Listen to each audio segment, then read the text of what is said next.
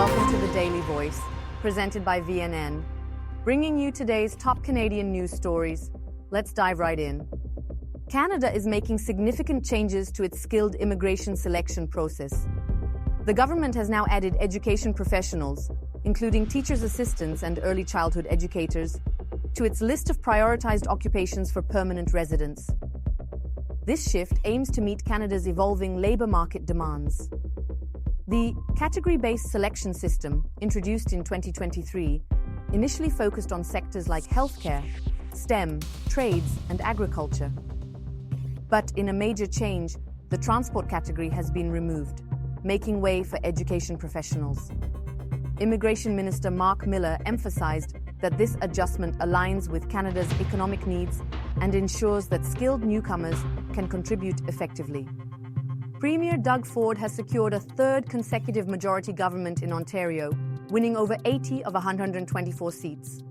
However, his victory speech was not just about provincial politics. It included a bold message to U.S. President Donald Trump. Canada is not for sale. The election was largely shaped by U.S.-Canada trade tensions, particularly Trump's impending tariffs on Canadian goods. Ford positioned himself as Canada's defender, vowing to push back against economic threats from the U.S.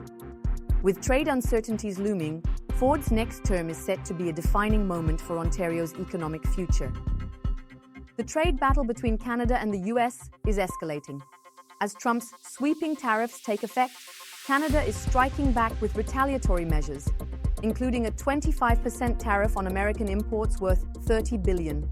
Additional duties on $125 billion in U.S. goods are expected to follow.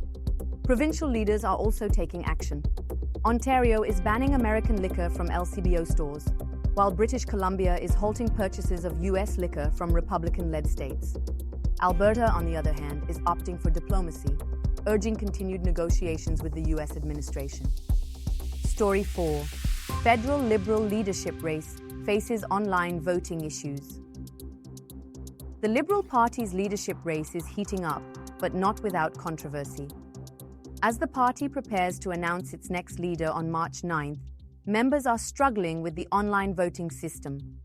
Reports of technical difficulties and verification issues have frustrated voters across the country.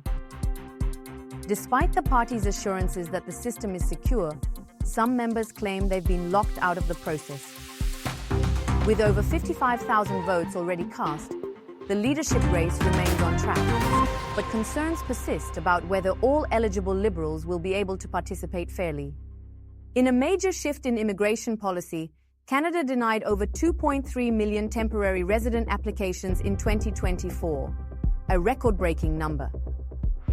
The rejection rate for visitor visas, study permits, and work permits has skyrocketed as the government tightens entry requirements.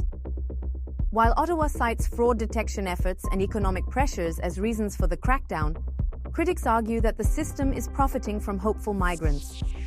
With application fees generating hundreds of millions of dollars in government revenue, some immigration lawyers are questioning whether this is a policy shift or a political move. And that wraps up today's top Canadian news stories. Thank you for joining us on The Daily Voice, presented by VNN. Stay informed, stay engaged, and we'll see you next time.